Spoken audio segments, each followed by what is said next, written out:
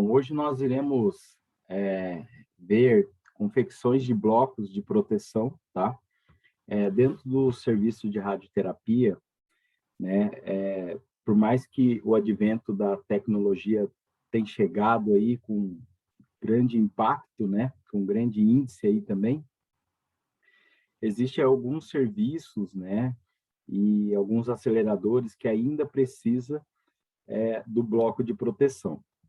No geral, os serviços de radioterapia, quem confecciona o bloco de proteção é o próprio técnico, tá?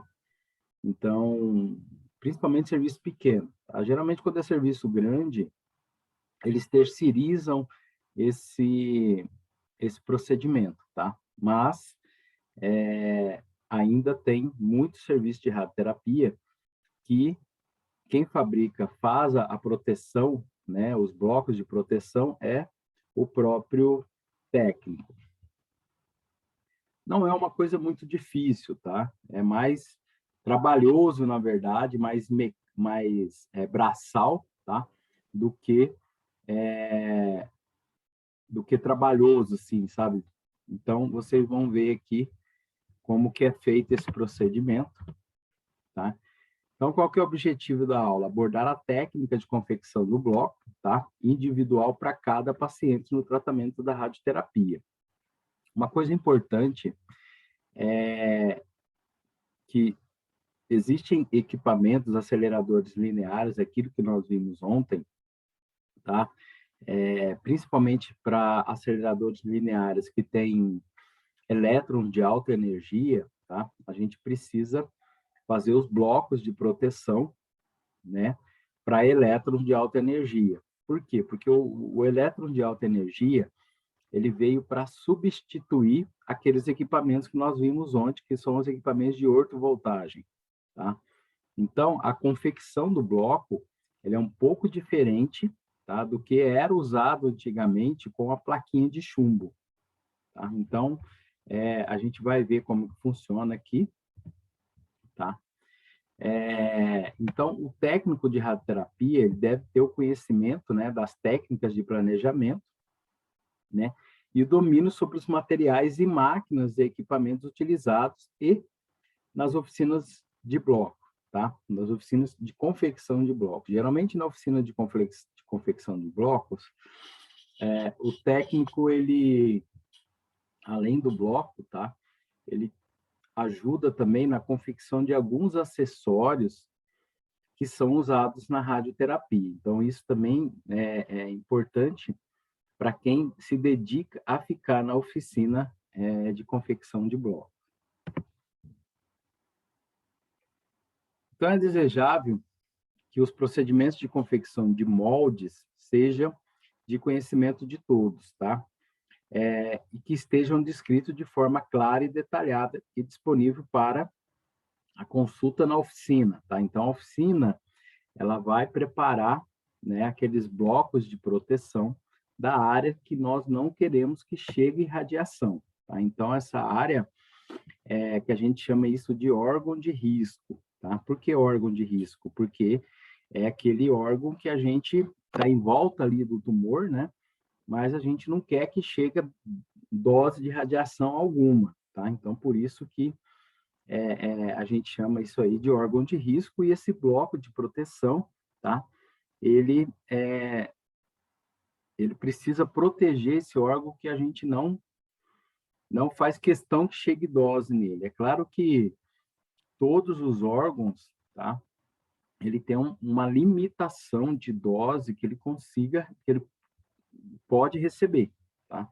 Essa limitação de dose varia de órgão para órgão. Um exemplo que eu posso dar para vocês, não, dois, né? Tá?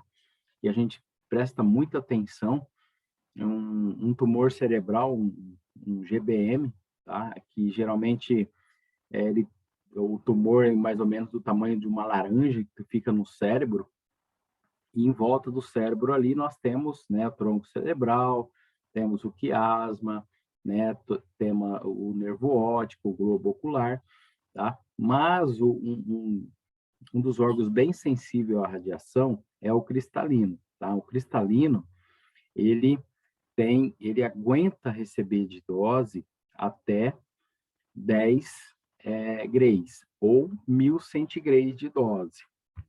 Então, quer dizer, é uma dose muito pequena, tá, em relação a todo o contexto do planejamento, né?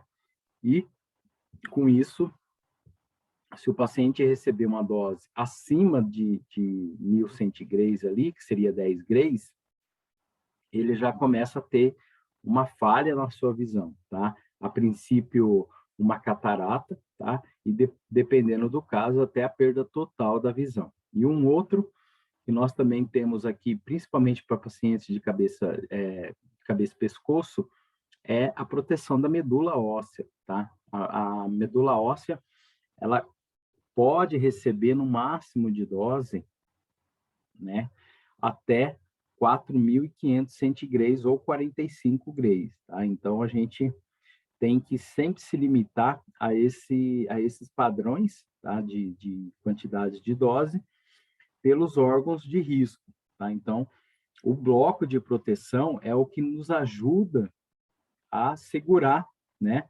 a conter essa dose de radiação e respeitar esses limites de dose aí nesses órgãos que são os órgãos de risco. Então, quais os materiais que são usados para se fazer a confecção do bloco, tá? Atualmente, é uma liga metálica que é mais utilizada, que tem um nome comercial, aliás, 2 nomes comerciais, mas é o mesmo produto. Um é chamado de Ceroband, tá? E o outro é chamado de Alloy, tá? Então, o Ceroband ou Alloy é o material usado aí, né? É um composto químico que dá essa liga aí que é usado para fazer a proteção, né, desses órgãos de risco. E muita gente acha que o material que a gente usa, né, é sempre o chumbo, né? Sempre, usa o chumbo ali que protege. Não. Hoje, claro, o chumbo já foi usado há muito tempo atrás, tá? Os blocos de chumbo, principalmente, são blocos muito pesados, tá? Geralmente era usado muito para equipamentos de cobalto. Mas quando entraram os aceleradores lineares, tá? O Ceroband entrou também aí para facilitar o manuseio da fabricação desses blocos, tá?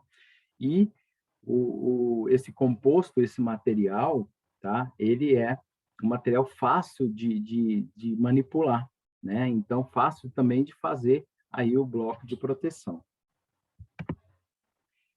Então, qual é a característica do Ceroband ou do Alloy aí, né? Essa liga metálica. O Ceroband, ele é uma liga metálica composta por 50% de bismuto, 26,7% de chumbo, tá?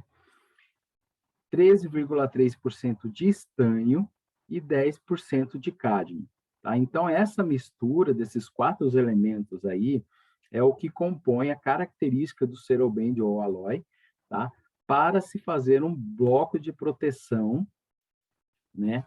E com esse bloco de proteção, igual eu já falei para vocês, é para proteger aí os órgãos de risco. Com isso, o ponto de fusão desse conjunto de material, ele fica em torno de 70 graus, tá? Para que ele de sólido, ele passa a ser líquido, tá? Então, com isso, tem-se a fácil manipulação, porque não é um material muito pesado, tá? Aí muita gente pergunta, mas professor, por que não usa só o chumbo? O chumbo não é o melhor protetor aí contra a radiação? Sim, ele é um dos melhores, porém, né, o chumbo também é um material muito pesado, tá? A composição do chumbo, ele pode prejudicar a pessoa que está manipulando, tá? Devido à sua inalação, por mais que use máscara, todo aquele cuidado que a gente sabe que tem que ter, mas, né, somente o chumbo é um risco muito grande para a saúde do trabalhador, tá? Então, por isso que o Ceroband ou Alloy aí entrou no mercado para mudar esse conceito aí de que só o chumbo seria o melhor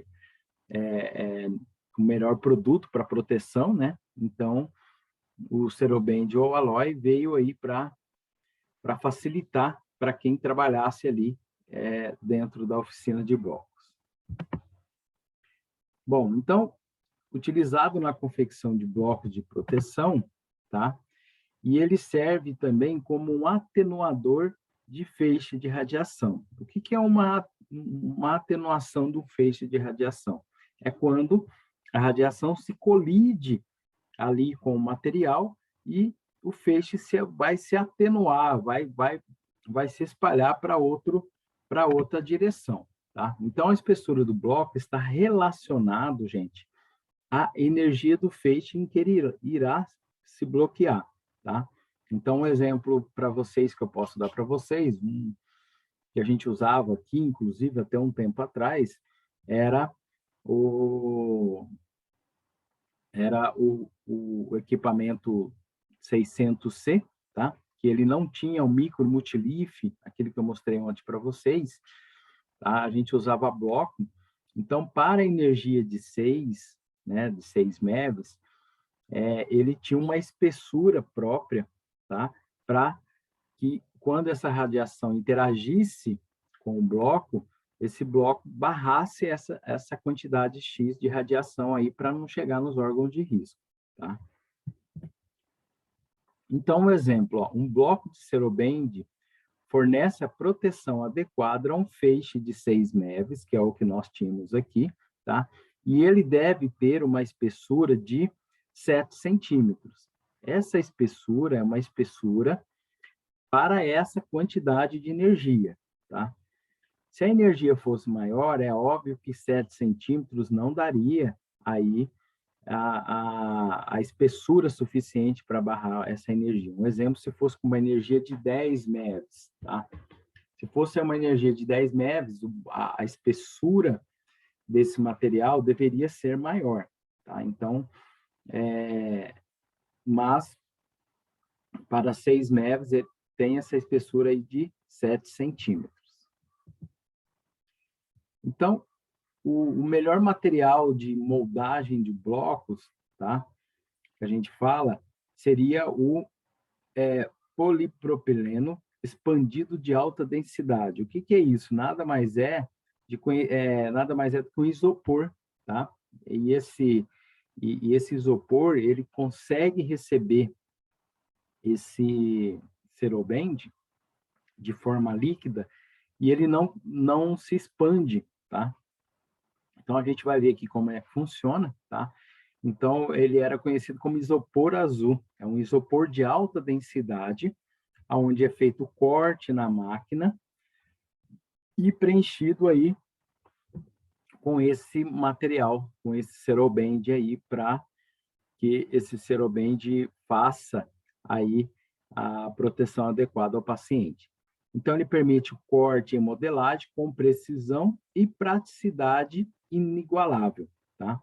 Então, para que a gente confeccione o bloco, é necessário que tenha esse isopor, tá? Necessariamente não precisa ser esse isopor azul, tá? Hoje já existe aí no mercado outros tipos de isopores com densidade semelhante a esse isopor azul, tá? Com custo mais em conta e dando aí o mesmo resultado. Então, a espessura desse isopor, ele tem que ser uma espessura constante, tá? Não pode ser uma espessura variada. E a granulação do isopor tem que ser uma granulação fina, tá? Porque quando você coloca o material Seroband, você coloca ele numa forma líquida, tá? Ele vai estar ali no seu ponto de fusão em torno de mais ou menos 70 graus. Quando você preenche o isopor, tá? Esse isopor, se ele não tiver uma granulação fina, tá? Ele vai fazer o quê? Ele vai abrir e vai danificar o isopor. Então, não é isso que nós queremos. Então, ele precisa de uma granulação fina para que ele se compacta ali, né? E não vaze para outras extremidades ali do isopor. É praticamente indeformável se for manipulado cuidadosamente, tá? Então, é aquilo que eu falei. O Serobend ou Aloy, ele vai estar ali mais ou menos em torno de 70 graus de temperatura, tá? Vai estar em líquido, então a gente pega aquela barra de Serobend, tá? A gente derrete aquilo num derretidor que a gente chama de banho-maria, né? A gente vai ver aqui nessa aula, e ele transforma aquela barra em líquido, né? E esse líquido é transferido ali para esse isopor. E o custo é mais alto do que o isopor branco normal. Então, só para vocês terem uma ideia, tá? O isopor que a gente encontra na papelaria não serviria para se fazer um bloco de proteção, tá? O isopor adequado seria esse isopor de granulação fina, tá? Porém, ele é mais caro do que esse isopor que a gente encontra aí, encontramos aí nas papelarias no geral, tá? Então, tem que ser um isopor fabricado para esse fim, tá? Para fazer a confecção desses blocos. Bom, então, em teoria, na radioterapia, os raios, né, a radiação que compõe o feixe, tá, de fótons são divergentes. Para a confecção do bloco, não seria diferente, tá? É preciso quantificar essa característica geométrica de como fazer esse bloco na divergência do feixe de radioterapia. Então, a gente chama isso de, matematicamente, de semelhança de triângulos, tá? Então, quando você tem um triângulo, você faz a semelhança dele como se fosse um espelho dele, tá? Nessa divergência, até porque o feixe, ele é divergente, tá? E aí, o bloco, quando a radiação passa pelo bloco, ele tem que ser divergente também. Então, qual é a definição? Então, nós temos aqui dois triângulos deltas que têm dois ângulos internos alfa e beta, né? Que são iguais e são semelhantes entre si, tá? Então, eu posso dizer que delta é igual a A, B e C, e delta é igual a D e F, tá? Então, se vocês olharem aqui nessa figura, né? O que muda aqui seria o tamanho, na verdade, mas a angulação, tá? Entre eles são iguais, tá? E não são angulações diferentes. Então, em decorrência dessa propriedade, a razão entre o comprimento dos catetos, tá? Que são os lados, dois triângulos semelhantes são proporcionais entre si. Então, B e C seria igual a E e F, e A e C seria igual a D e F. Tá? Então, como que é feito aqui? Tá? Se os feixes de fótons descrevem uma trajetória que geometricamente podem ser representada por dois triângulos semelhantes, então nós temos o quê? Tá? Que Hzinho, olhando para essa figura aqui, tá? Como distância fonte-bandeja. Então, aqui, ó, o Hzinho aqui, a bandeja, ela fica a uma distância da fonte, tá? E até o paciente. Então, vamos se dizer que antes de chegar no paciente, essa bandeja que a gente fala, que é a bandeja de acrílico, tá? Ela tem que ficar a uma distância também do paciente. Então, o Hzinho, ele é o quê? Distância fonte-bandeja, da fonte até a bandeja, tá? Ele tem aí esse Hzinho. E o Hzão, tá? É a distância fonte-filme, tá? Ou fonte-paciente, vamos dizer assim, que a gente chama de DFF, tá? Distância fonte-filme, que é da fonte, onde está o A aqui, tá? Até o final da divergência do feixe, tá? Então, seria basicamente isso daí. Então, aplicando as proporções de semelhança do triângulo, nós temos o quê? Que B e C sobre Hzinho. Então, a gente pode olhar aqui, ó, B e C, nessa figura aqui, sobre o Hzinho, tá? Então, que o ponto B até o ponto C, eles são iguais pela sua proporção do Hzinho aqui, tá? E que D e E é igual ao Hzão. Então, vamos olhar aqui de novo, ó. D aqui embaixo e E, tá? É sobre o Hzão, que é toda a extensão da divergência do feixe. Então, fazendo aí o processo matemático, nós temos que D e E seria o quê? O Hzão sobre o Hzinho, que daria o BC, tá? Isso matematicamente dizendo. Então, chama-se de fator de magnificação a razão entre Hzão e Hzinho, tá? Ele pegou aqui, eu vou ver se eu consigo abaixar aqui essa imagem que ele desconfigurou aqui, pessoal. Espera só um minutinho. Aqui. Vamos voltar aqui. Opa. Aqui. Tá? Então, ele fala que o fator de magnificação é a razão entre Hzão e Hzinho, tá? Que seria isso daqui, ó, entre Hzão sobre Hzinho. E aí, nós temos que o fator de magnificação seria esse, tá? Então, se eu perguntar aí no exercício para vocês, qual é o fator de magnificação, a razão entre Hzão e Hzinho, seria esse daí, tá?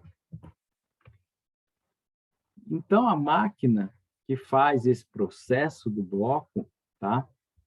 Que a gente chama máquina cortadora de placas de isopor, funciona como a base de relação descrita pelaquela equação, tá? Imagine vocês essa máquina aqui, ó, tá? Essa maior aqui, né? Ela faz a divergência como se ele fosse o feixe de radiação, tá? Que vai incidir no paciente, tá? Essa outra máquina menor aqui, ela só serve para cortar o bloco. Então, olhando aqui, ó, ele tem um filamentozinho.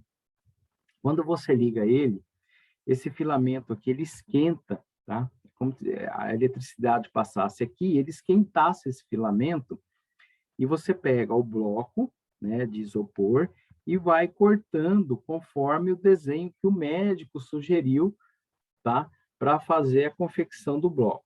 Uma vez cortado, tanto pode ser por esse, quanto pode ser por essa máquina aqui. Essa máquina aqui é até melhor nesse corte em relação a essa daqui, tá? Porque senão a gente estaria fazendo os dois trabalhos. Então, vamos se basear nessa maior aqui. Notem aqui que tem uma hastia, tá? Ela tem uma haste aqui, e nessa hastia, essa haste aqui, ela faz a divergência do feixe. Então, nessa barra aqui, ó, ela tem o comprimento, tá, da distância fonte-filme, chamado lá o DFF, que a gente viu lá atrás, tá? E aqui, ó, nessa outra parte aqui, nós temos o quê? A bandeja, tá? Então, vamos dizer que daqui da fonte até a bandeja, nós temos o Hzinho, tá? E da fonte até o filme, aonde é cortado o bloco de isopor, a gente chama isso de Hzão, tá? Seria o DFF ali. Então, aqui, ó. Esse cortador aqui, ele tem uma base luminosa, como se fosse um negatoscópio, tá? Então, essa base luminosa aqui, quando o médico desenha a proteção que ele quer no filme radiológico, ou até mesmo um filme que sai, uma folha que sai ali no sistema de planejamento, vai para a oficina de blocos ali, tá? E o técnico que está lá, ele vai fazer o corte conforme foi confeccionado, foi feito esse bloco no planejamento, tá? Então, aqui, ó, olhando aqui, ele tem a base luminosa, então aqui tem um bloco já para ser cortado, tá?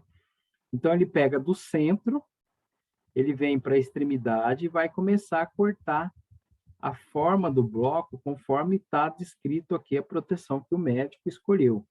Então, tem aqui o bloco, ó, na divergência do feixe, tá? Essa haste aqui, ó, ela tem uma haste, um outro filamentozinho aqui também que ele esquenta, e aí com isso ele vai cortando o bloco, não pode ser rápido, tem que ser bem devagarzinho, tá? Porque senão você arrebenta ali esse fiozinho, tá? Ele quebra, ele se corta, tá? Com facilidade, então por isso tem que ter um certo cuidado. E aqui, então, a gente tem aí uma outra visão do próprio equipamento. Então, aqui, ó, eu descrevi aqui desse ponto até esse ponto da bandeja, a gente chama de Hzinho, desse ponto até aonde está o filme, ele é o Hzão, que seria aí, então, o fator de magnificação do feixe. Tá? Então, a distância fonte-filme, o Hzão, tá? É uma distância entre o ponto superior de fixação da haste vertical e a base aonde está o negatoscópio. Então, está aqui, ó, ponto superior de fixação, tá? A distância que a gente chama, né? E aonde está o negatoscópio. Então, o negatoscópio está aqui embaixo. Então, o Hzão seria esse daqui, tá? Depois, distância fonte-bloco, tá? O que é a distância fonte-bloco? É o Hzinho.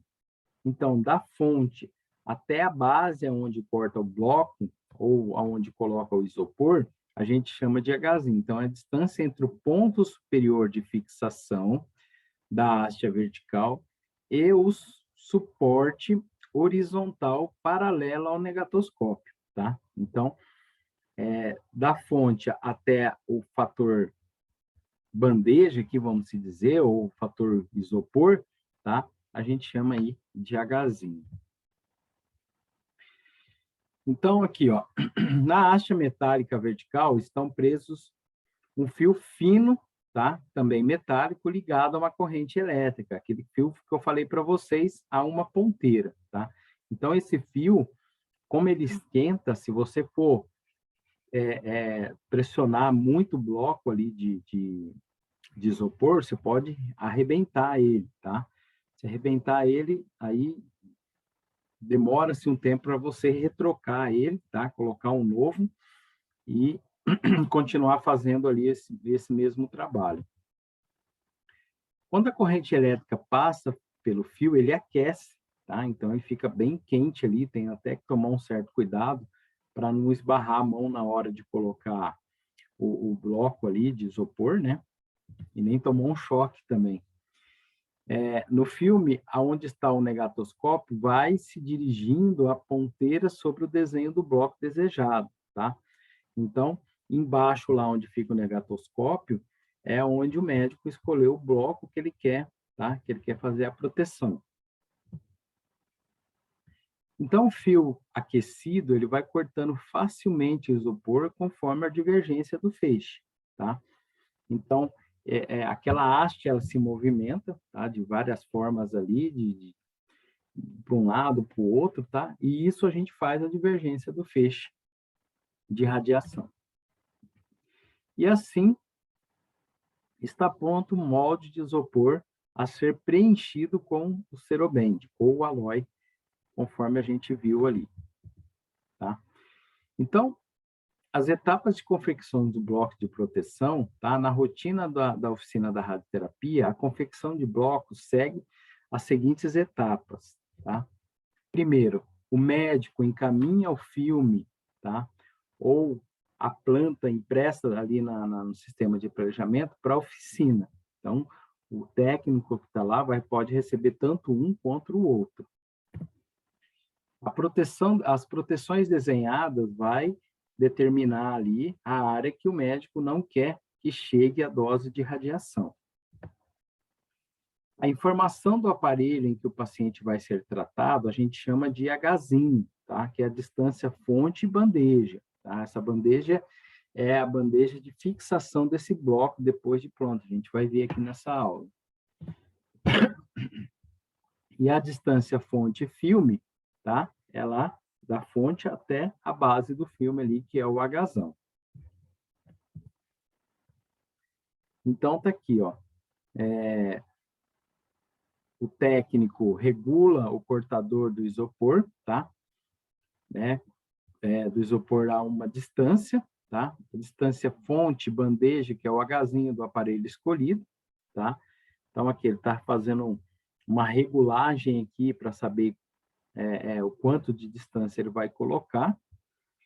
E depois o ponto, a fonte filme, que é o Hzão, para o tratamento e posicionamento do bloco de isopor com espessura adequada. Então, ele está aqui colocando o bloco de isopor, tá?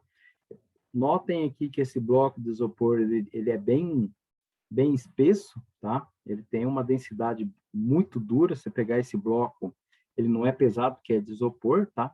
Mas se você apertar ele, né, fazer esse movimento de apertar aqui, ele, como é um bloco muito denso, tá? Você não consegue alterar ali a sua densidade apertando somente o bloco, tá? Então, depois, o filme é posicionado e fixado na base luminosa, que é o negatoscópio, tá? Conforme está aqui nessa imagem de cima, do campo alinhado ao centro da mesa. Então, ele coloca aqui, tem uma régua, tá? Aqui nesse negatoscópio, e ele coloca o filme exatamente na régua que vem, tá? Ou do filme feito no simulador, tá? Ou do filme feito ali pelo sistema de planejamento. Então, o técnico acompanha o desenho da proteção com a ponta da haste metálica, acionando a corrente elétrica que mantém o fio aquecido para cortar o bloco ali de proteção. Então, aqui nessa figura embaixo, ó, o fiozinho aqui, ele está fazendo um movimento devagarzinho ali naquela haste, tá? Aqui nessa hasteazinha, opa! Aqui nessa hasteazinha aqui, ó, então ele está cortando ali devagarzinho, né? E uma vez cortando esse bloco aqui, tá? Ele vai confeccionando, moldando aí, tá? Esse isopor para poder receber aí o cerobende ou alói derretido. Então aqui, ó, opa. Então aqui no quinto passo, tá? O miolo de quando ele corta, tá? Ele é retirado, tá? E este assume o formato, né, em que foi feito ali no desenho, tá? Ou no desenho do filme, ou no desenho impresso ali pelo sistema de planejamento. Então, para maior segurança no preenchimento das cavidades com alói derretido, em geral é necessária a fixação das bordas dessa moldura com uma fita adesiva. Então, ó, quando ele corta aqui, ó, faz esse cortezinho aqui, tá? Quando você tira a haste, ele fica, né? Ele tem um corte aqui. Então, você fecha ali com uma fita adesiva para que quando você fazer o preenchimento aqui com o material derretido, tá? Esse preenchimento não vaze para outro canto, tá? Ele fica somente ali onde foi feito o corte com a haste. Então, o alói é aquecido em uma panela ou um banho-maria, que a gente fala, tá? Até ele derreter. Ele vai derreter, vai virar um líquido, tá? Então, com ele derretido, preenche-se a moldura de isopor, que é o molde, tá? Então, para auxiliar na fixação desse molde, tá? E evitar vazamentos por baixo, né? A gente coloca um peso na placa de isopor. Geralmente, esse peso, ó, esses pezinhos aqui que vocês estão vendo, eles são de chumbo mesmo, tá? Igual eu falei para vocês, antigamente era feito os blocos de chumbo, somente chumbo, tá? Mas aí o risco de inalação desse chumbo poderia prejudicar o trabalhador. Então, hoje não é mais feito esse tipo de bloco, tá? Já tem aqui porque já foi comprado assim, tá? E notem aqui, ó, que ele tem um parafuso, tá? Nesses blocos de chumbo aqui, né? E aí você colocava ele numa bandeja que a gente chamava de bandeja rasgada, tá? Que você é uma bandeja toda rasgadinha, vou mostrar para vocês aqui. E aí com uma porquinha, você entrepassava ali o parafuso e rosqueava a porquinha ali para poder fixar esse bloco de chumbo aí na bandeja, tá? Bom, mas ainda bem que mudou esse sistema, tá? Então, aqui, ó, o técnico, ele está preenchendo aqui, ó, a cavidade aqui do isopor, tá? Com Serobender, está colocando o material líquido aqui dentro, ó, tá? E ele põe esse pezinho em cima aqui para não vazar ali, igual eu falei para vocês, ó. Então, quando o alói em contato com a temperatura, ele vai se solidificar, ele vai ficar duro, tá? E aí a moldura, tá, do isopor é retirada. Então, como que é retirada? Ele pega ali um tipo de uma marreta de borracha, tá? E vai batendo ali, e aí ele vai aparecendo, tá? Ó, pode ver que grudou aqui o isopor, ó, no bloco, tá? E aí depois ele tira todo o isopor que grudou ali, tudo certinho, e aqui na terceira foto, tá? Ele vai dar o acabamento, porque às vezes ficam umas rebarbas ali nesse bloco, e ele vem ali com uma lima, tá? É uma lima mais grossa e vai, né, tirando as rebarbas ali sem modificar muito o bloco, tá? Porque se ele forçar muito ali, ele vai modificar aquilo que o médico pediu. Então, ele passa ali só realmente para tirar as rebarbas, né, que fica ali quando ele tira ele tira o alói ali, o bloco, né, do isopor, tá? Então, a limagem das bordas do bloco é importante para que não contenham irregularidades, pois podem comprometer a qualidade no tratamento. É aquilo que eu falei, não pode forçar, ele vai só tirar a rebarba ali que sobra, né? E que fica ali, e aí ele só dá o acabamento final aí nesse bloco. Então, depois o próximo passo é a fixação do bloco na bandeja, tá? Então, ó, para se fixar o bloco na bandeja, é necessário levar a radiografia ou a planta, né, a folha impressa, baixa com as proteções desenhadas ao simulador convencional ou até mesmo o próprio equipamento, o acelerador linear, tá? Posicionando este no aparelho a uma distância fonte-filme, que é o Hzão, tá? Então, vamos supor aqui, se o filme foi feito numa magnificação que a gente usava aqui, que era 1.45, tá? Então, a gente colocava o filme ali, ó. Então, ele tem aqui um simulador igual ao nosso que nós temos aqui, tá? Ele coloca o filme da fonte, está aqui em cima, até a folha tem que estar a mesma magnificação. Aí ele vai lá e monta o bloco na projeção, tá? E fixando ele numa bandeja. Então, uma vez que ele montou isso, esse bloco praticamente está pronto, tá? Então, vou mostrar para vocês aqui, ó. No 11, então, ó, no passo 11, ele que ó, ajuste a posição do bloco guiando-se pela sombra projetada da planta baixa, que está aqui, ó, tá? Ou no filme do planejamento. Então, aqui, ó, o técnico ele está colocando o bloco aqui, vai estar a bandeja, ó, tá? Ele está posicionando o bloco conforme o filme está aqui, tá? Na mesma projeção, na mesma divergência, e aí ele risca, tá? Ele risca ali nessa bandeja de acrílico, uma bandeja transparente, ele risca o formato em que esse bloco tem que ficar ali da bandeja. Então, ele faz aqui, ó, contorna-se, então, os blocos, marcando com uma caneta e suas corretas posições na bandeja. Tá? Então, ele faz isso para quê? Para depois fixar esse bloco na bandeja.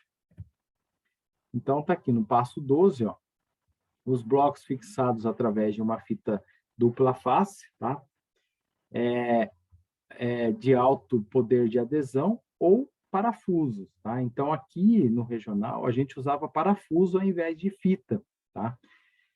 A fita é boa, é bacana, você não danifica a sua placa de acrílico, tá? Porém, dá-se um certo medo aí, porque o bloco ele é pesado, tá? E a probabilidade desse bloco cair em cima do paciente na hora de você colocar o bloco ali no equipamento, tá? é muito grande. Então, a gente tinha esse certo receio aí. Então, ao invés da gente usar a fita dupla face, né, a gente usava aí, então, fixava esse bloco na bandeja com parafuso, tá? A gente furava a bandeja ali e colocava aí, usando parafuso de fixação normal, tá? Então, mas aqui, ó, olhando um exemplo, tá? O técnico está colocando a fita dupla face, ele já está com o desenho aqui na bandeja, ó, conforme essa outra figura aqui, e aí ele projeta aqui, coloca na bandeja a posição em que o bloco deve estar, né? E aí ele força, tá? Até ficar ali até ficar bem fixo ali na bandeja, tá? Então, só para vocês terem uma ideia aí. Então, no terceiro passo aqui, ó, uma vez fixado o bloco na bandeja de acrílico, a proteção individual está pronta para ser utilizada nas sessões de área de tratamento. Ó. Então, aqui é o desenho, ó, bonitinho, tá? O bloco feito conforme a orientação do médico, tá? E fixado aí na bandeja de acrílico, tá? Quando termina, vamos supor, se o paciente tiver ali 4, 5 campos de tratamento, tá? Ele vai ter 4 ou 5 blocos de proteção, tá? Cada vez que gira o Gantry na angulação que foi planejado para fazer o tratamento, é um bloco diferente, tá? Eu não posso usar um bloco para todas as angulações, tá? Então, se o paciente tiver 5 campos de tratamento, ele vai ter 5 blocos diferentes, tá? Um exemplo aqui que a gente fazia para câncer de próstata, tá? A gente faz o planejamento em box aqui, que são 4 campos, tá? Um campo a 0 graus, outro a 180, um a 90 e outro a 270. Então, cada angulação dessa era um bloco diferente. Então, o técnico, ele tinha que entrar dentro da sala. Ah, tratou o anterior? Beleza, vai para o posterior. Chegou no posterior, ele tira o bloco do anterior e coloca o bloco do posterior.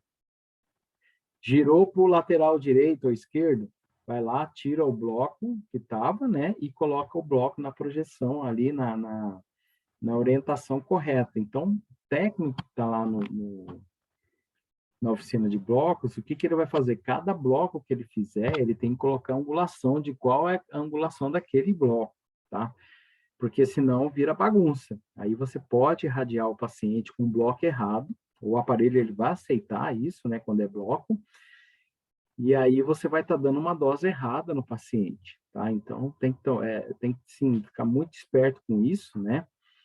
E o ideal é que você, quando você vai irradiar o paciente pela primeira vez, você desenhe isso na pele do paciente, a projeção do bloco, tá? Por quê? Porque você já tem uma referência ali com esse bloco desenhado na pele. Por mais que tem paciente que não gosta, né, que desenha, que faz aquelas marcaçõezinhas que vocês provavelmente já devem ter visto ou conhece. Então, é interessante que realmente marque isso na pele do paciente, tá? Porque você vai colocar o bloco, você vai saber se ele está na projeção certa ou não, né? Você colocou o bloco ali, tá, legal, está na projeção certa, ótimo, né? Isso o que pode acontecer se você colocar na projeção errada, né? Colocar o bloco, vamos supor, bloco direito na angulação de 90 graus, que é o esquerdo, você vai estar dando uma dose errada no paciente, tá? Ele pode estar protegendo o tumor ao invés de tratar o tumor, tá? Então, isso daí é uma coisa que, quando nós tínhamos equipamento com bloco aqui, a gente ficava muito em cima muito em cima ali dos técnicos, né, pegando no pé deles, para que isso não viesse a acontecer. E se acontecesse, nos comunicasse ali, para a gente tentar rever aí a questão da dose no paciente ali, que na verdade é a dose no tumor do paciente. Bom, então, depois eu vou passar isso daqui para vocês, tá? Eu vou deixar essa atividade, depois não, a gente pode fazer essa atividade agora, tá? Agora é 9h15, ó. Então, o que eu quero que vocês façam dessa atividade aqui, tá? Ó, fazer a magnificação de um filme DFF de 130 e 122 para a distância fonte-bandeja, para 55, para 56 e para 65,4, tá? Entenderam aí, pessoal?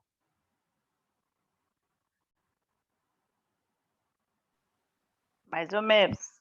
Então, ó, vou falar aqui de novo. Eu quero que nessa atividade aqui, vocês façam ela agora, tá?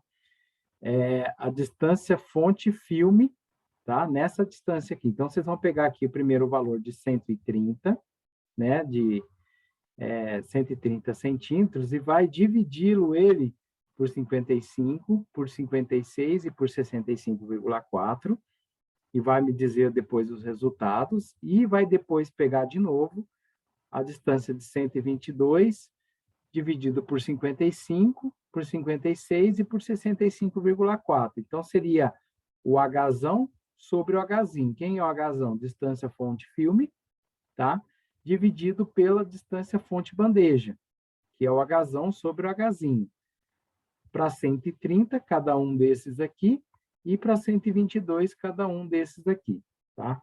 Então, agora é 9h17, a gente retorna aí para vocês me dar o resultado ali. Vamos dar aí, acho que máximo meia hora aí, vocês conseguem fazer, até 10 para as 10, pode ser? Pode. Então, tá bom, pessoal. Então, 10 para as 10 a gente retorna com os resultados dessa magnificação aqui, beleza?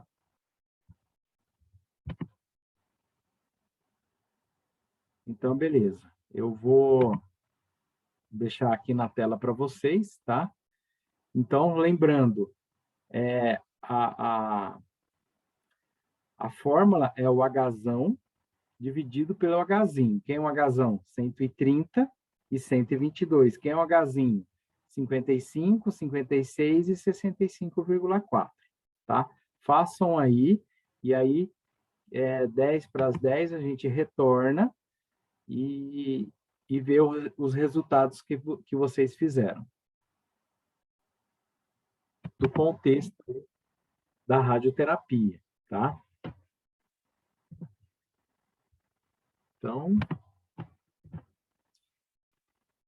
Então, qual o trabalho que nós temos que fazer para que esse controle de qualidade seja um controle de qualidade efetivo, tá? O que nós devemos fazer para que esse controle de qualidade seja bem feito, né?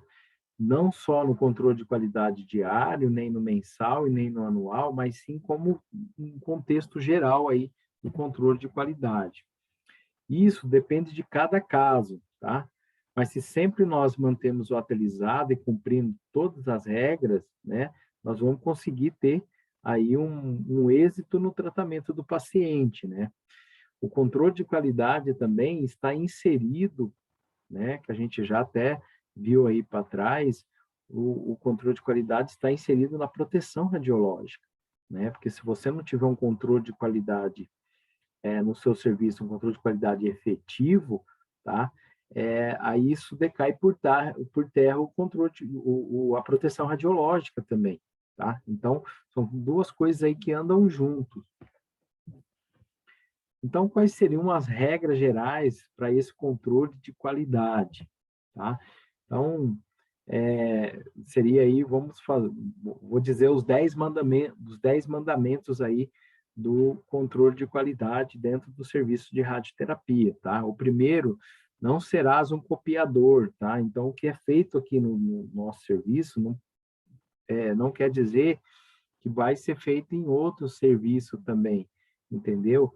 Então, uma coisa assim, que a gente não deve copiar um modelo, tá? Cada serviço tem a sua rotina e cada serviço vai adotar uma forma de controle de qualidade diário, mensal, anual, né? Estabelecer essas regras e a gente ser um seguidor dessa regra e não um copiador, tá? Então, o que não serve para o que não serve para um, né, não pode servir para o outro, né? Então, um exemplo aqui, ó, o gatinho está com a cabeça para fora do veículo, né? Aí a outra pessoa vai lá, copia, né? Vou colocar a cabeça para fora também e acaba aí sofrendo um dano, né? Sofrendo aí, no caso, um acidente. Tá? Então, o que não serve para um, né? O que não dá para um não serve para o outro. Então, bem isso daí, tá? O segundo mandamento aí do controle de qualidade: não fará coisas inúteis, tá? Então, dentro da radioterapia, não tem como a gente fazer coisas inúteis, tá? A gente tem que seguir essas regras, tá? Essas regras têm aí um fundamento para isso, né? E nós temos que respeitar esses fundamentos, né? E é, para um padrão, tá? Esses fundamentos, ele tem um padrão de qualidade do trabalho em si, né? Então, a gente não pode simplesmente fazer coisas inúteis dentro da radioterapia, até porque nós estamos cuidando de vidas ali dentro, né? Então, tirar uma foto assim, né? Um exemplo desse daí, né? Pode ver que isso é uma coisa inútil. Como é que você vai identificar uma pessoa ali dessa forma, tá? É só mais uma brincadeira aí, gente. Né? Então, aqui no caso, fazer ali um bronzeamento de roupa dentro daquelas cúpulas, né, de bronzeamento ali, tá? Então, isso seria também uma coisa inútil, né? Então, por isso que dentro da radioterapia a gente não pode fazer coisas inúteis. Aí o terceiro mandamento: verá para crer, tá? Então, tudo que a gente faz dentro da radioterapia, a gente vê para crer, né? Então, são coisas que a gente está ali inserido na nossa rotina, né? Então, aqui, ó, o São Tomé, que é o padroeiro do controle de qualidade, tá? Isso é mais uma brincadeira também, né? Notem aqui que ele está enfiando o dedo na ferida ali, né? Para tentar para tentar ali amenizar a dor. Veja, amenizar, ele está causando mais dor aí, né? Quarto mandamento: não fingirás, tá? Então, a gente não pode ser uma pessoa fingida no setor, tá? Uma pessoa que fala, eu entendi, não entendi, sabe? Eu entendi sem entender, né? Que o pessoal geralmente costuma dizer, né? Então, isso é uma coisa que a gente não pode fingir dentro do setor. Nós temos que ser pessoas ali dentro que façam um serviço, sim, claro, né? E o controle de qualidade é isso, é fazer uma coisa bem clara. A gente não pode fingir que a gente está fazendo uma coisa e não está fazendo, tá? Então, aqui um exemplo, né? O cara está fingindo ali que ele está segurando a pedra, mas nada mais é do que a pedra já está presa ali, né? Ele está só fazendo uma simulação ali. O outro mandamento, o quinto, né? Serás objetivos. Uma coisa muito importante também na radioterapia, que é ser objetivo na sua rotina, no seu trabalho, tá? Então, quando você pega vamos dizer, o seu horário de trabalho, você tem que ser objetivo, né? Não criar situações dentro do serviço que não exista, tá? Então, assim, como eu já falei para vocês, a radioterapia, ela demanda de uma rotina, tá? E essa rotina, ela tem que ser uma rotina objetiva, e isso está inserido ali no controle de qualidade. Por quê? Porque se você for objetivo na sua questão, no que você quer fazer, tá? Você otimiza o seu trabalho, né? E com isso, o resultado final, que é o paciente, ele vai ter melhor ali, vamos dizer, melhor resultado no seu tratamento, tá? Então, uma brincadeira, né? Quando a mulher vai no shopping ali, né? Diferente do homem, né? O homem entra no shopping e já sabe para onde vai. A mulher anda tudo, né? O shopping aí, né? O homem gasta 13 minutos e gasta aí 75. A mulher gasta 3 horas dentro do shopping e gasta muito mais, né? É só uma brincadeira aí, viu, gente? Principalmente vocês aí, mulheres, né? Então, ai, ó, que mentira a Mayara falou. Mas é só para a gente ter uma ideia, né? Então, assim, a gente precisa ser objetivo na questão do nosso, da nossa rotina, do nosso dia a dia, né? Ah, a Sueli já disse que não gosta de shopping, né? Bom, aí vai do gosto, né? Então, vamos lá. O outro mandamento, registrarás com clareza, tá? O registro dentro da radioterapia tem que ser um registro claro, tá? Desde o momento em que o paciente entra na radioterapia, tá? Do momento que ele chegou no setor ali na radioterapia, ele tem que, isso tem que ser registrado. Por quê? Porque senão o paciente, o que pode acontecer com ele? Ele vai lá, faz uma dose, uma aplicação, né? E aí ele pega e faz de manhã e volta à noite para fazer uma próxima dose, né? E a gente sabe que não é assim, tá? O paciente tem que fazer uma dose por dia, né? Não duas por dia. Claro, existem situações que a gente faz duas por dia, mas isso com uma orientação médica, tá?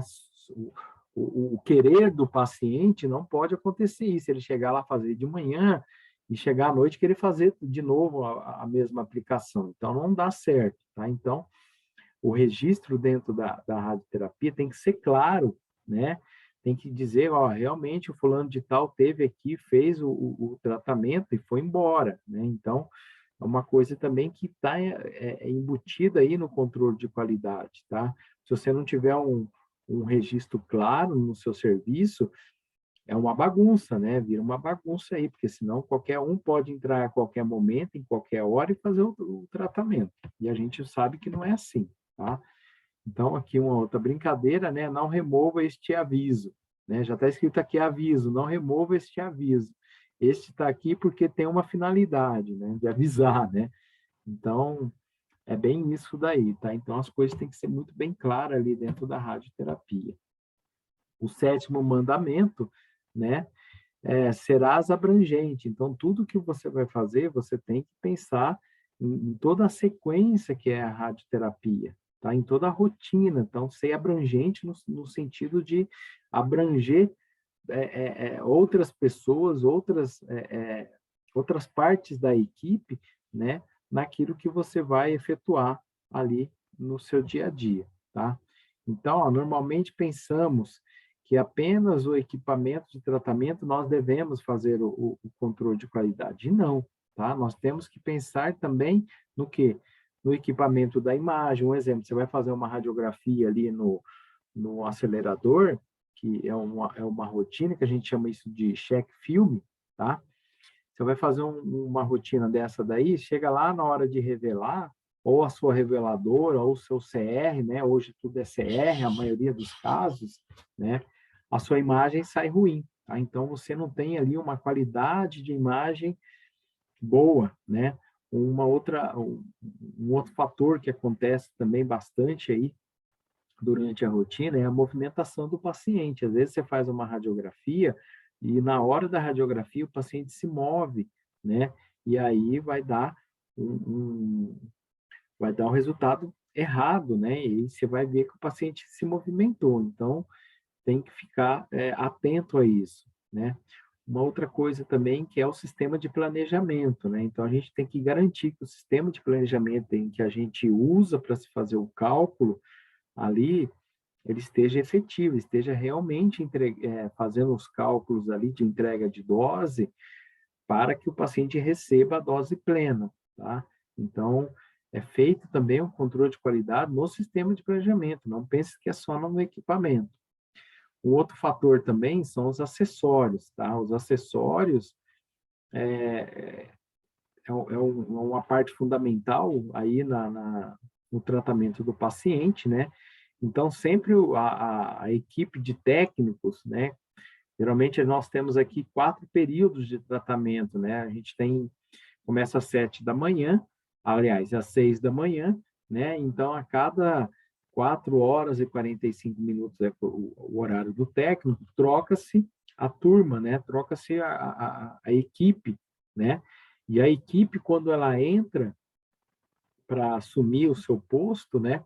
Ela tem que, antes verificar se os acessórios se estão íntegros, se estão corretos, né? Se não aconteceu nada, porque um acessório serve não somente para um paciente, serve para vários pacientes, tá? Então, com isso, a gente tem que prestar atenção aí, os técnicos principalmente, prestar atenção aí nos acessórios. Depois, nos aplicadores, tá? Quem seriam os aplicadores? Seria o próprio equipamento, tá? Que vai aplicar a dose de radiação ali no paciente. Então, tem que ver se o equipamento realmente está funcionando tudo bonitinho, tá? Fontes, no caso aí, sobre as fontes, seria somente na bracterapia, tá? Então, que a braque, ela emite uma fonte radioativa e nós, antes de tratar o paciente, a gente tem que verificar se a fonte ela está entregando a dose certinho, se ela está fazendo o caminho de entrega dessa dose corretamente, tá? E aquilo que eu já falei para vocês, é que a gente não deve esquecer em nada, principalmente dentro da radioterapia, é a questão da proteção radiológica, tá? Então, a proteção radiológica, ela está em todo esse contexto, né, aí do controle de qualidade. Um outro fator também, né, um próximo aí mandamento, né, seria não fazer gambiarra dentro da radioterapia, né? Dentro da radioterapia, as coisas têm que ser muito pontual, não dá para a gente querer inventar coisas que para uma rotina sem ter uma ideia do que nós estamos fazendo, tá? Então, assim, inventar uma situação, inventar um posicionamento, inventar um acessório, tá? Até pode acontecer, tá? Tá? Porém, não pode ser uma gambiarra, tá? Inventar, eu falo no sentido assim, às vezes você pega um paciente, que esse paciente não consegue ficar bem posicionado em cima da mesa. O paciente, às vezes, tem algum defeito anatômico, tá? E aí, alguma deficiência. E aí, você precisa posicionar aquele paciente da forma em que ele fica mais confortável possível, né? Então, com isso, a gente precisa realmente, aí, em alguns casos, fazer o que a gente chama de tratamento de forma especial, tá? O brasileiro é mestre, realmente, em inventar as coisas, né? E em gambiarra também. Então, a gente precisa... Existem alguns fatores de tratamentos especiais. O que são tratamentos especiais? São isso que eu estou dizendo para você. Às vezes você pega um paciente com deficiência física, tá? E esse paciente, para o posicionamento dele, a gente precisa criar, né? E não gambiarrar as coisas, né? A gente precisa criar para aquele paciente, tá? Algum dispositivo em que esse paciente fique ali posicionado na mesa de tratamento e assim vai até o final do tratamento, tá? Então, é uma coisa que a gente faz específico para o paciente. Não dá para se fazer uma gambiarra ou uma coisa assim, nesse sentido, para todos os pacientes, tá? Então, tratamento especial existe dentro da radioterapia, que foge um pouco do quê? Da nossa rotina de trabalho, né? E com isso, a gente faz esse tratamento especial para esse paciente e quando acabou o tratamento do paciente, a gente descarta o acessório que for, né? Ou qualquer outra coisa que ele usou ali para fazer o planejamento dele. Então, fazer uma gambiarra aí para ver se vai dar certo as coisas, né? Não, tem que tomar sentido aí que nem sempre é assim, tá? Tem que tomar um certo cuidado aí com isso, né? Então tem que ficar esperto com isso daí. É bem isso, viu, gente? Bom, então continuando aqui, né? Completarás o trabalho, tá? O que é completar o trabalho? Uma coisa que a gente sempre demanda aqui no nosso serviço, tá? Isso pode acontecer, talvez para outro serviço pode ser diferente, mas para nossa rotina aqui, principalmente na parte técnica, tá? Na troca de turno de um grupo de técnicos para outro grupo de técnicos, tá? Um exemplo, está lá o paciente irradiando, o paciente tem 5 campos de tratamento, tá? Está vencendo a hora daquela equipe ir embora e entrar a próxima equipe, tá?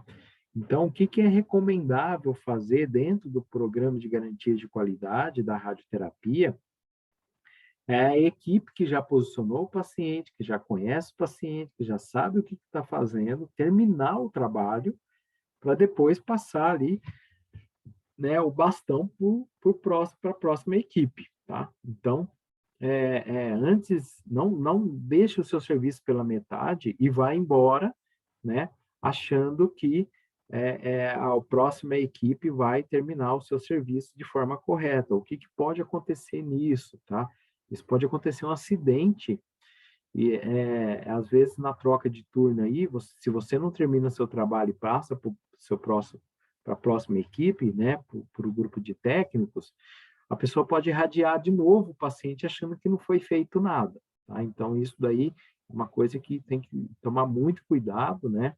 Então, começou o trabalho, mesmo se a hora esteja vencendo, termine o trabalho e depois você entrega ali a sua rotina para a próxima equipe, tá? Então, começou uma coisa, termina, não faça pela metade, tá? Por quê? Para não acontecer nenhum prejuízo, no caso aí, para nós aí é o paciente, tá? Então, para não acontecer esse prejuízo, tem que começar e terminar o trabalho. E por último aí, né, o décimo mandamento aí do controle de qualidade é ser humilde, tá? Então, por mais que você saiba tudo ali dentro da sua rotina, tudo aquilo que foram proposto para você, você tem a humildade de ouvir, de escutar, né, de observar o que for, né? Então, não achar que todo mundo sabe tudo, né? Então, a gente tem que na radioterapia é sempre um aprendizado todo dia, né? Eu costumo te dizer assim, às vezes o paciente está bem aqui hoje, nesse dia, chega amanhã ele está ruim, tá? Aí ele quer mudar o posicionamento dele, né? Ou às vezes você recebe uma ordem que você, não vou fazer essa ordem, não, porque não é assim, que não, entendeu? Ser humilde no sentido de escutar, tá? E de ver e ser sincero naquilo que você vai fazer todos os dias, tá? Então, ter humildade é um fator importante aí dentro da radioterapia, tá, gente? Bom, então, o controle de qualidade, tá? O controle e garantia de qualidade, ele é igual ao quê? É garantir que estamos tratando o paciente da melhor forma possível, tá? Então, a gente tem que garantir em tudo. Então, naqueles aspectos que eu passei agora para vocês, né? E tudo aquilo está embutido ali dentro do serviço da radioterapia, né? Dentro da nossa rotina, que para vocês que estão mais acostumados aí com a rotina de radiologia, de raio-x, tá? A nossa rotina na radioterapia é extremamente diferente. Não pense que é igual, tá? O técnico dentro da radioterapia, tá? Ele está ali praticamente 20, 30 dias ou até mais com o mesmo paciente, né? Diferente da radiologia, que você vê o paciente hoje, faz a radiografia, o paciente vai embora e sabe lá quando você vai ver de novo esse paciente, tá? Na radioterapia é diferente, a gente está vendo ali o paciente todos os dias durante todo o tratamento desse paciente, tá? Então, garantir que esse paciente está sendo bem tratado é uma forma, né, da gente, uma forma que está dentro da garantia de qualidade ali no tratamento do paciente, tá?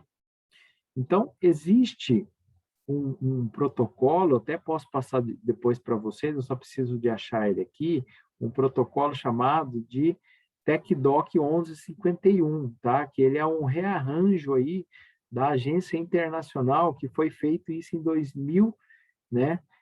Quando foi revisto esse protocolo aí na questão da garantia de qualidade. Então, ele fala o seguinte, tá? Que esse TecDoc diz o seguinte: A qualidade em radioterapia pode ser definida como um conjunto de ações distintas ou característica do processo da radioterapia que repercutem em sua capacidade para satisfazer as necessidades declaradas ou implícitas do cuidado ao paciente, tá?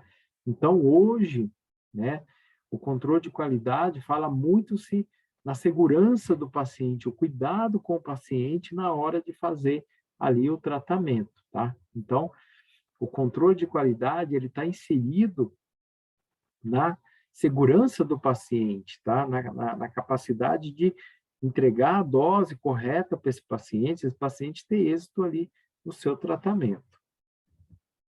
Então, aqui, ó, esse é o protocolo TecDoc 1151, tá?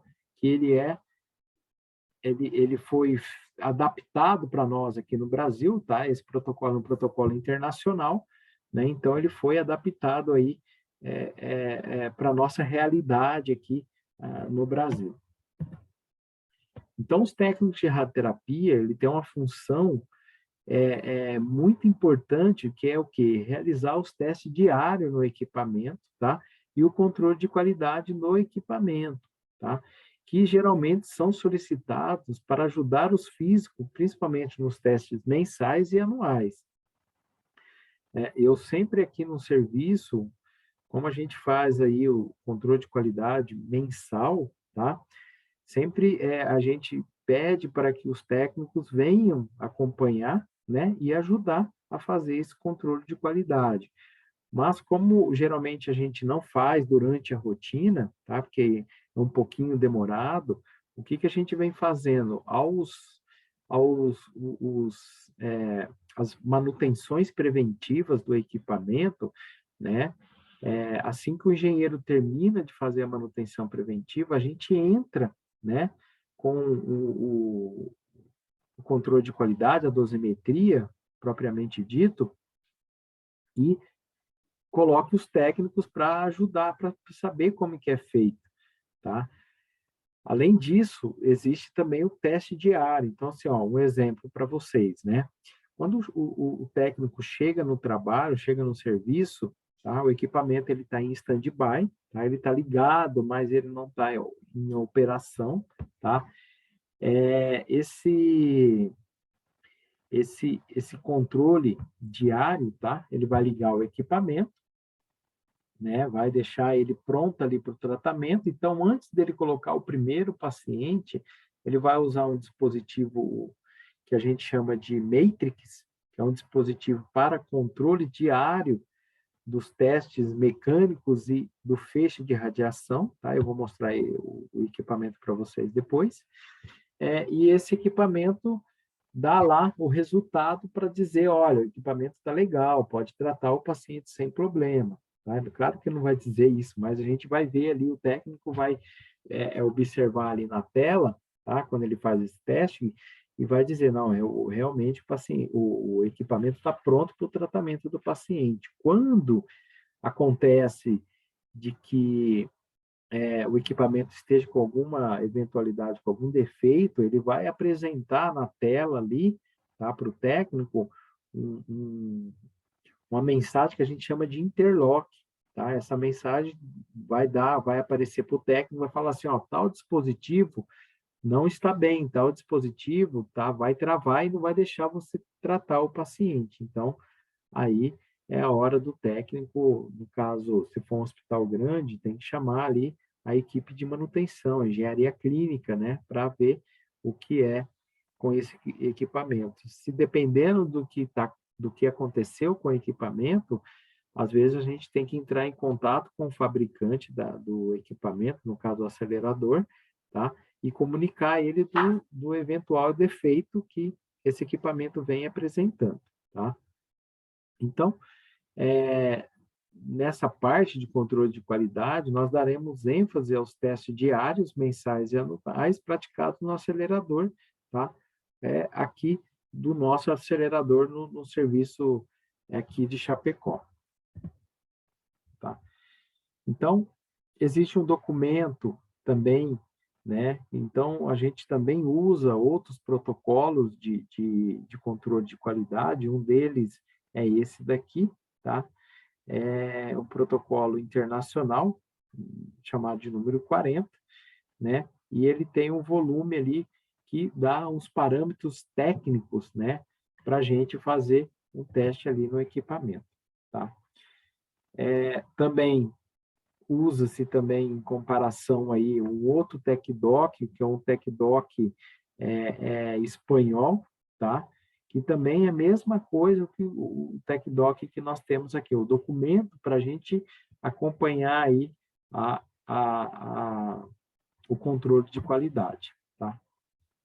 Bom, então, qual seria a função do técnico, né? Vocês aí, futuros técnicos especialistas em radioterapia, então, o que estaria inserido para vocês dentro do controle de qualidade, tá?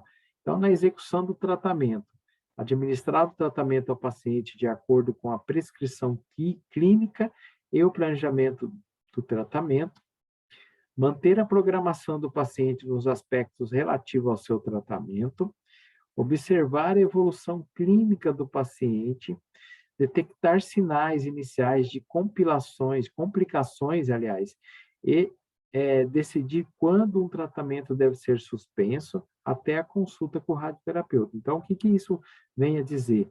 Durante o tratamento do paciente, o paciente pode apresentar uma reação em relação ao seu tratamento, a reação da radioterapia, tá? Da energia na pele, e essa pele vem a ficar com uma radiodermite, né? Que é o que a gente chama que é uma queimadura que dá na pele. E aí o técnico, como ele está ali com o paciente todos os dias, tá? Ele pode olhar para o paciente e falar assim, não, o senhor hoje não vai tratar, o senhor vai passar ali ou com ou com o pessoal, a equipe de enfermagem, ou até mesmo com o radioterapeuta, tá? Para ver se o paciente realmente continue o tratamento naquele dia ou se ele é suspenso até a pele ali voltar no seu sentido, voltar no sentido normal, tá? A pele voltar a reestruturar a pele normal para o paciente conseguir fazer o tratamento. Prover cuidados ao paciente durante o tratamento, então, é aquilo que eu já falei para vocês, quando o técnico está tratando o paciente, ele tem que observar ali, né? A gente usa câmeras que ficam direcionadas ali na mesa de tratamento, no paciente, vamos dizer assim, qualquer descuido, né? Qualquer coisa que você tiver tratando o paciente ali, o que pode acontecer? O paciente pode mexer durante o feixe, né? E se você não estiver observando, né, esse paciente, o que vai acontecer? Você pode estar dando ali uma dose errada, né? Então, com isso, você pode estar tratando o paciente errado, tá? Então, a gente cobra isso bastante dos nossos técnicos aqui, por quê? Para não acontecer isso, tá? O paciente se movimentar na hora do feixe ali, o técnico tem que estar olhando, tá? Às vezes, como o paciente fica na mesa de tratamento a uma certa altura, pode acontecer do paciente cair de cima da mesa, tá? Ele não está preso a nada, está só deitado em cima da mesa ali, o movimento que ele der bruscamente ali, ele pode cair, e aí a coisa pode ser muito pior do que a gente pensa, tá? Depois, participar no segmento dos pacientes após a finalização do tratamento, tá? Sempre olhar o paciente certinho, principalmente nos últimos dias de tratamento ali, ver se o paciente está bem, tá? Colaborar na preparação da programação no tratamento do paciente, isso fica mais ali para os técnicos que estão na simulação, tá? Então, ele vai colaborar ali no planejamento do paciente, o técnico e o radioterapeuta, tá?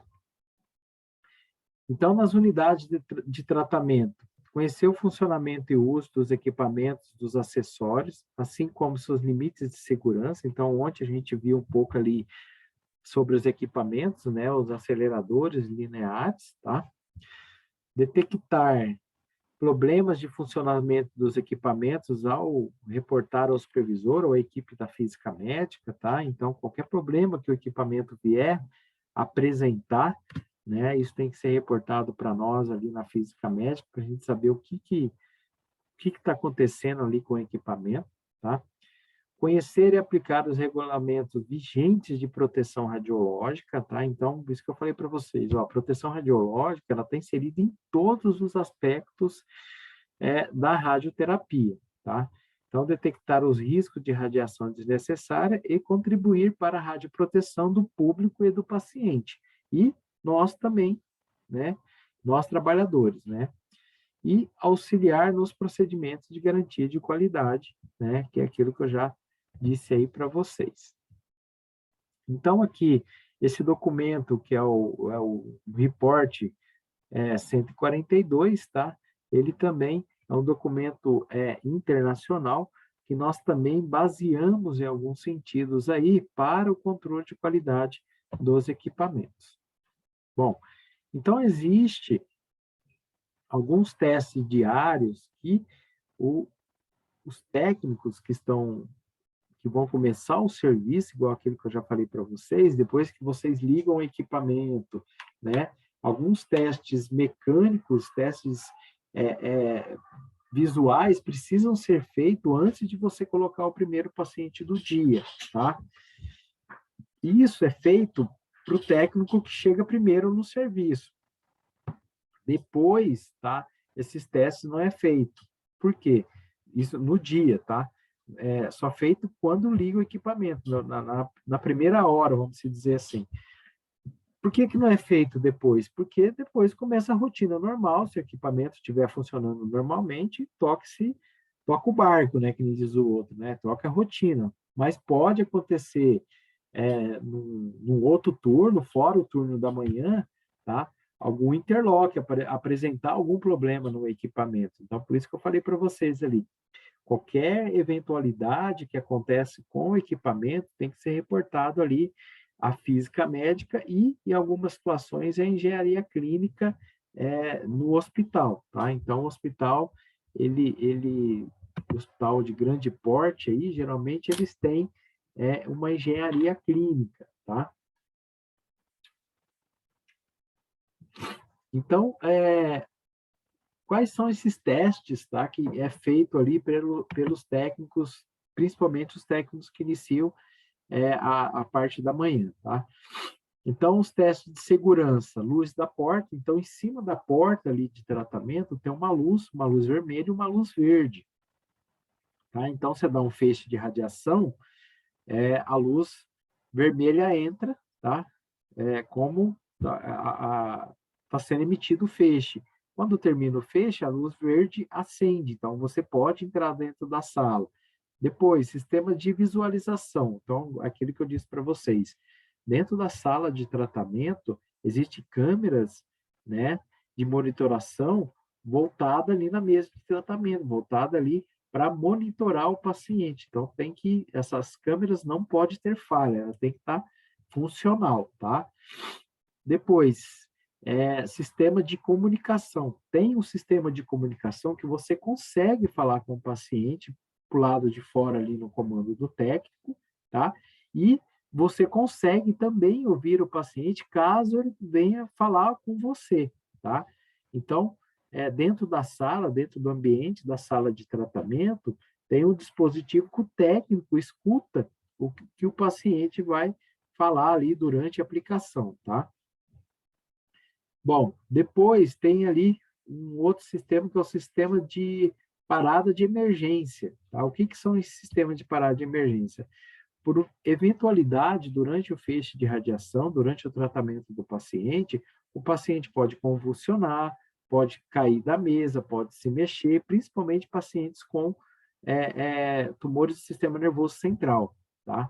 Esse paciente, são pacientes que têm um impacto muito grande, né, no cérebro ali, e eles começam a variar, começa a ter uma disfunção, né, em relação a uma pessoa normal, tá?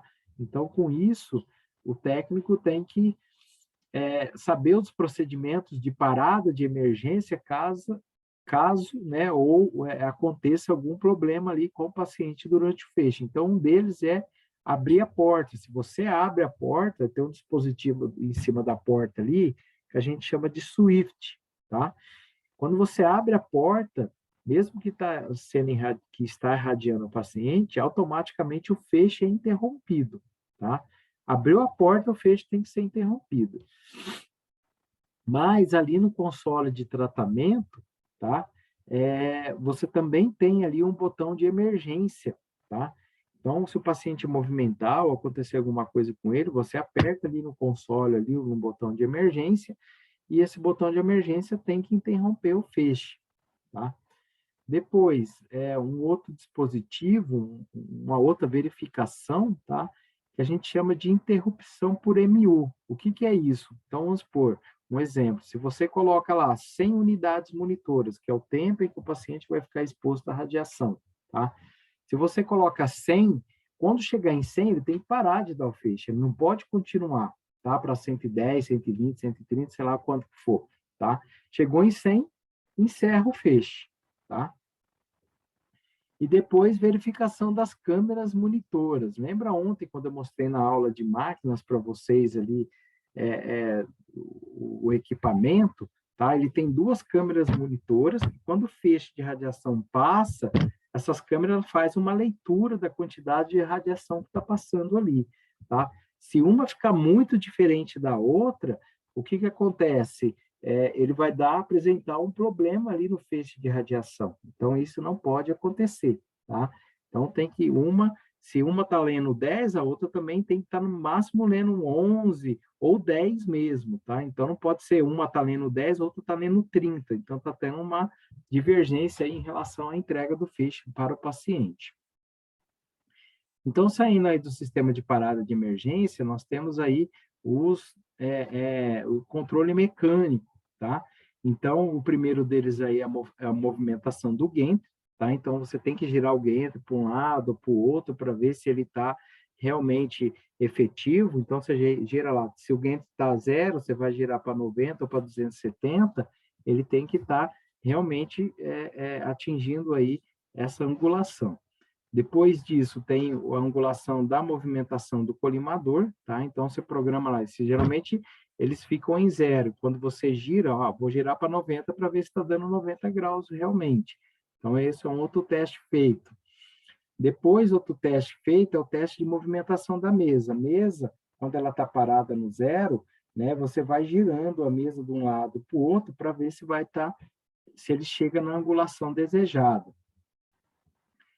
Um outro teste também é o teste do telêmetro. O que é o telêmetro? O telêmetro é uma escala que nós consegue ver na pele do paciente, uma escala luminosa, tá?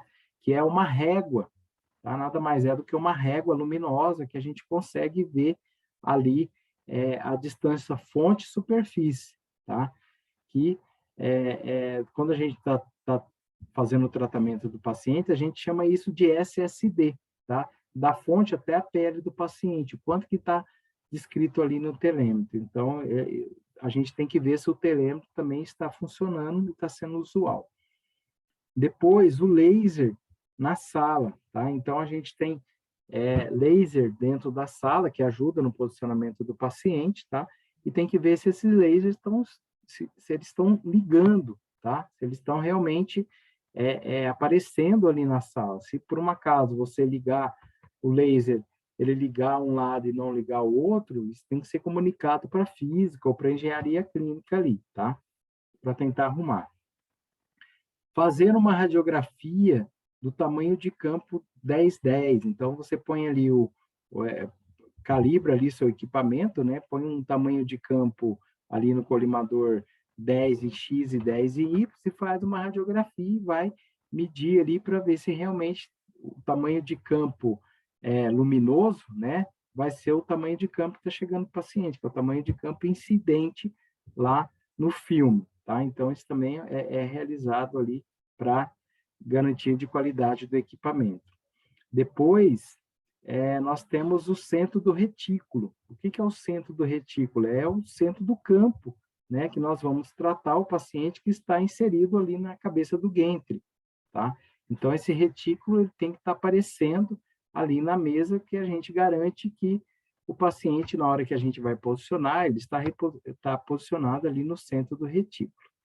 Então, ali olhando nessa folha aqui, está lá assim, ó, em todos os casos colocar essas se sim, né, quando funciona corretamente, ou está dentro da tolerância, ou N quando está fora, N de não, né, quando está irregular, se algum dos procedimentos desse não for efetivo, não estiver sendo correto, tá, você tem que colocar N e colocar alguma observação e encaminhar esse relatório para a física médica, ou, no caso, aí, para engenharia clínica.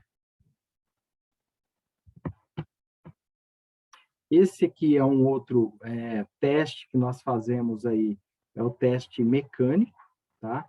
E esse teste é um teste feito mensal, tá? Então, a gente vem ali, ó, vamos fazer um teste do telêmetro, que é a escalinha que eu falei para vocês. Então, a gente vai colocar um dispositivo, um acessório ali no acelerador e vamos, com esse acessório, ver se ele está dando 110 centímetros corretamente.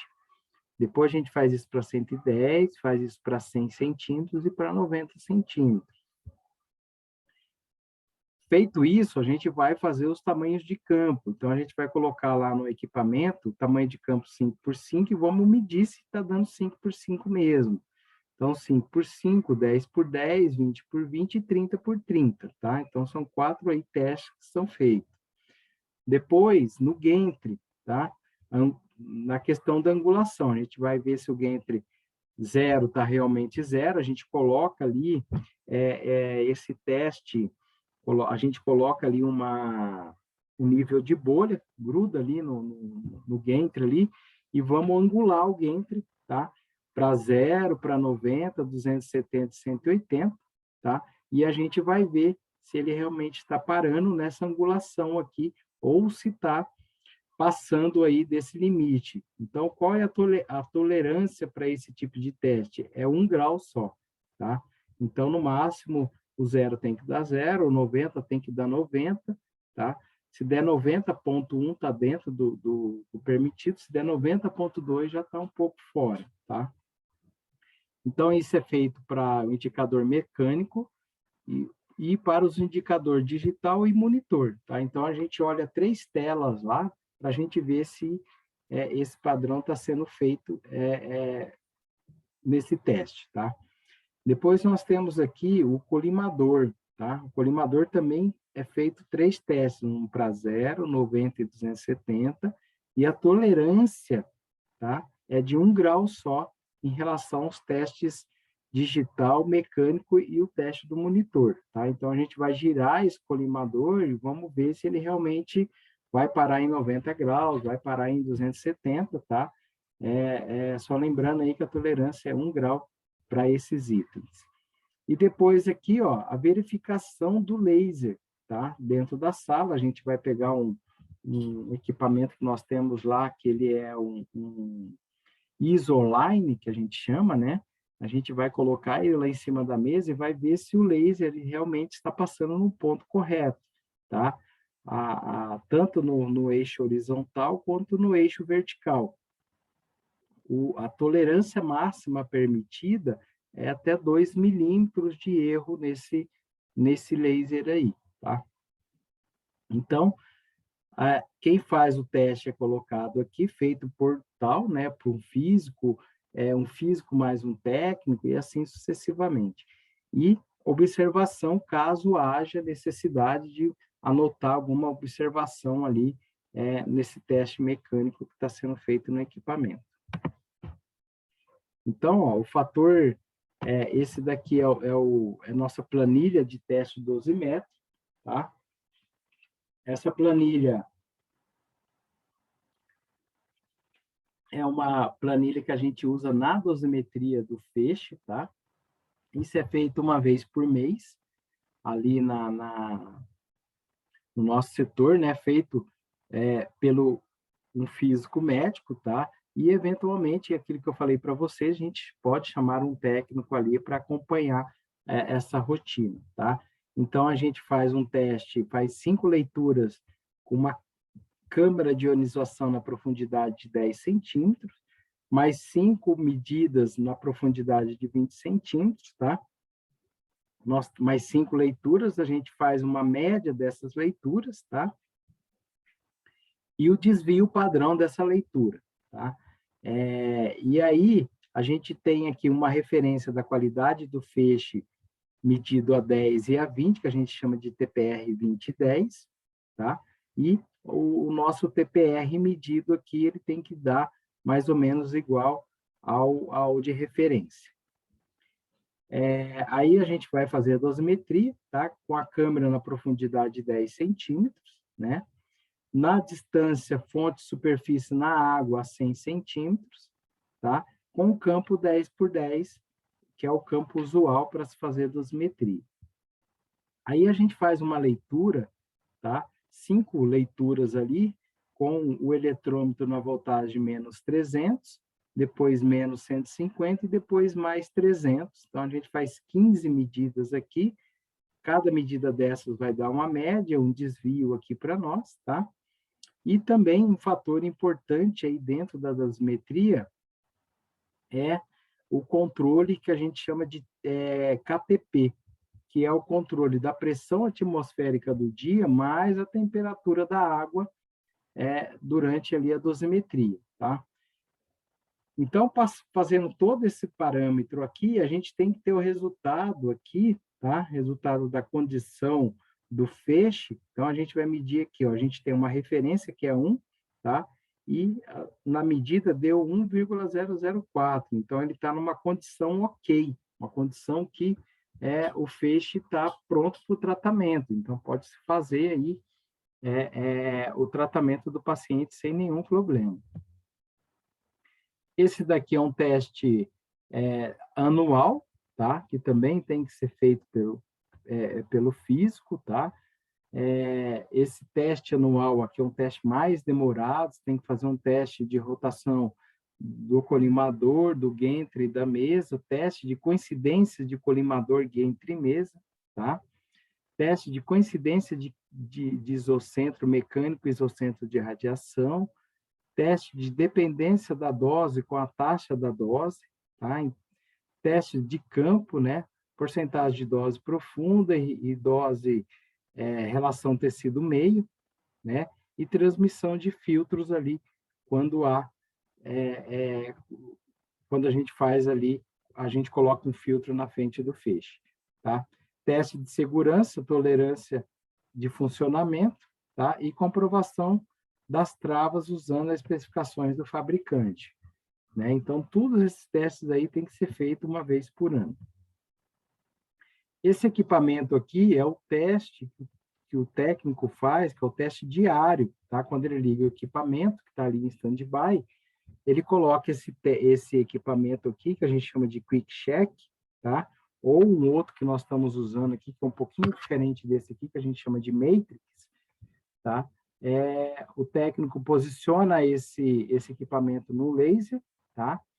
Posiciona, abre-se o tamanho de campo, né? E aí faz os testes em relação ao feixe de radiação, tá? Então, nesse dispositivo aqui, ele tem esse monitorzinho aqui, ele vai falar se o equipamento está pronto para o tratamento ou não, tá? Então, ele vai dar algumas mensagens aqui para nós, dizendo, ó, tá ok, não tá ok, tá? Esse equipamento aqui é o equipamento que a gente usa para dosimetria diária, né? Aliás, mensal e anual, tá? Claro que o nosso não é igual esse aqui, que é um equipamento mais sofisticado, e esse equipamento ele também é usado para fazer o comissionamento do equipamento, tá? Quando o equipamento é instalado, a gente precisa de um Phantom, que é esse nome aqui que a gente usa para esse equipamento, com mais detalhe, tá? Também, para se fazer o teste de controle de qualidade, a gente usa esse equipamento aqui, que a gente usa chamado de eletrômetro, mais uma câmera de ionização, tá? Então, o eletrômetro mais a câmera de ionização, a gente chama isso de conjunto dosimétrico, tá? Esse conjunto dosimétrico, cada serviço de radioterapia tem que ter no mínimo 2, tá? E eles são calibrados, mandados para um laboratório bianualmente, tá? Então, a cada 2 anos, a gente precisa fazer uma recalibração desse equipamento. Por mais que o equipamento esteja aí funcionando corretamente, ele tem que ser calibrado, porque a Vigilância Sanitária e a Senem, eles cobram os certificados de calibração, né, da empresa, do hospital, no caso. Então, com isso, esse equipamento ele tem que passar aí por essa calibração ali, esse conjunto dosimétrico tem que passar por essa calibração. Um outro elemento também fundamental aí, antes de se fazer a dosimetria, é fazer uma verificação do conjunto, né, ali do conjunto dosimétrico, com uma fonte de estrôncio ou uma fonte de cobalto, que é esse dispositivinho aqui, tá? A gente liga a câmera de ionização no eletrômetro e coloca a câmera dentro dessa fonte aqui, que é uma fonte de referência, tá? Essa fonte aqui, ela vai dar leitura, aí a gente vai ver se essa leitura, né, lá no eletrômetro e numa tabelinha que nós temos ali, vai ser uma leitura que está tendo uma repetitibilidade melhor, né?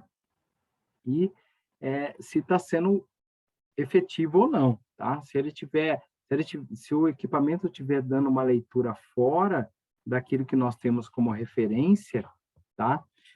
O que vai acontecer? Esse equipamento está apresentando um defeito. Então, a gente não pode medir a dose de radiação, não pode fazer o controle de qualidade ali, porque o equipamento ele não está apresentando um valor correto, tá? Não está próximo ao que nós temos de referência. Então, o que vem a ser a tolerância nesse controle de qualidade, tá? Então, nós temos aqui 4 exemplos, né, do que a gente segue aí para a tolerância, tá? Que é a acurácia, precisão e exatidão, tá? Então, o que vem a ser a acurácia? É a proximidade da medida relativamente ao valor verdadeiro da variável, tá? Depois, nós temos a precisão, que é a proximidade entre os valores obtidos pela a repetição do processo de mensuração de medidas, né? E a exatidão, que é a correção ou perfeição, né? Ou ausência de erros na hora de se medir ou de fazer algum cálculo. Então, nós temos aqui, ó, no primeiro exemplo, ó, acurácia e precisão não estão corretos, tá? Então, aqui é o joinha para baixo, né? Depois, a acurácia não está correta, mas a precisão sim, porque você no caso aqui, atingiu o alvo, né? A acurácia, ok, está dentro do alvo aqui, mas ela não tem uma precisão, porque não está dentro do vermelhinho, e o ideal é que a acurácia e a precisão esteja tudo ok, tá? Então, estando aí tudo ok, a gente faz sim, aí começa a fazer as medidas ali, que é as medidas de tolerância do equipamento. Bom, então, com exceção da determinação do fator de calibração do feixe de dosimetria, todos os testes listados nos formulários acima, né, que a gente já viu, tem explicação na execução do protocolo do TecDoc 1151, tá? Que vocês vão receber, que eu vou enviar isso para vocês, e ele está lá no apêndice D, tá? Como o nosso curso é um curso online, tá? Nós não temos aí como fazer essa prática, a não ser que todos viessem aqui no serviço de radioterapia para a gente fazer uma dosimetria dessa. Mas o que eu vou fazer para uma próxima aula, né? Ou para uma próxima eventualidade, eu vou gravar para vocês, tá? Quando eu estiver fazendo a dosimetria, vou filmar isso para vocês verem como que é feito todo o procedimento, tá?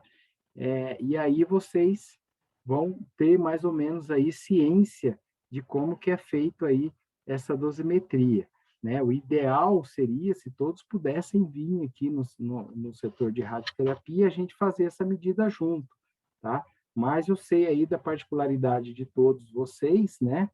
E eu sei que não é possível para todo mundo estar aqui para fazer a dosimetria, tá? Mas eu vou filmar essa dosimetria e vou colocar para vocês aí, para vocês terem ciência e noção de como que é feito.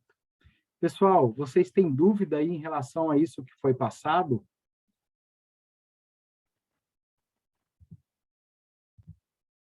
Turma?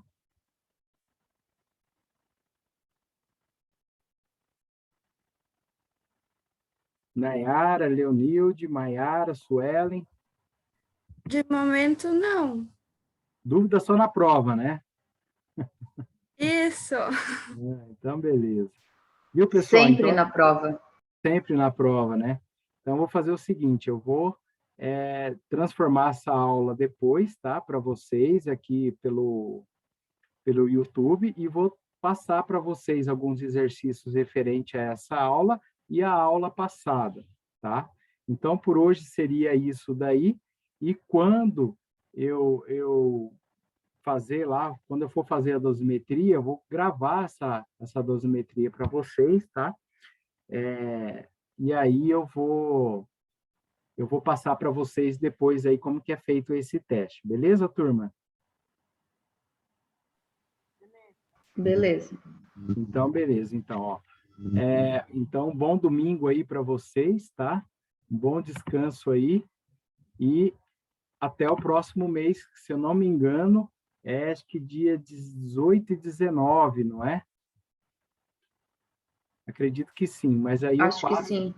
Eu converso com vocês aí uma semana antes aí da gente fazer a aula, beleza? Beleza, obrigada. Bom domingo a todos. Uma ótima semana. Então tá bom, gente. Um abraço. Tá? Bom domingo a todos aí também.